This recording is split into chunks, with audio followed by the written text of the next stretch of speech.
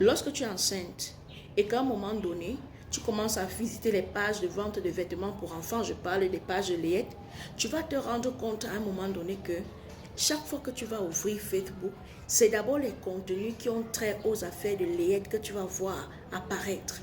Ces contenus seront tellement présents que tu vas même t'imaginer à un moment donné que peut-être Facebook s'est imaginé que je suis enceinte.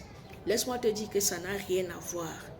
En général, les réseaux sociaux étudient nos comportements. Ils étudient nos centres d'intérêt.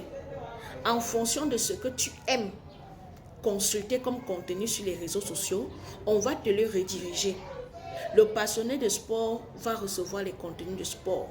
Si c'est la période des classes, que toi, parent, tu passes le temps à visiter les pages pour voir quel cahier tu vas acheter à ton enfant, quelles chaussures, quel manteau, quelle gamelle et autres tu vas acheter à ton enfant, tu vas te rendre compte qu'on commence à te les envoyer.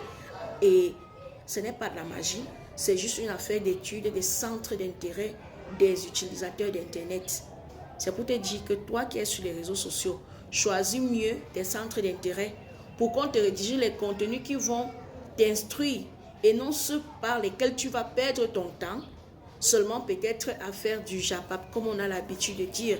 Il faudrait que quand tu fais ton bilan, tu puisses te rendre compte que tu as gagné quelque chose. Si ce n'est pas le cas, ça ne sert à rien de venir sur les réseaux sociaux parce qu'il y a plein d'opportunités que tu peux te faire au lieu de passer le temps à charger ta connexion pour venir écouter les histoires de bonnes femmes.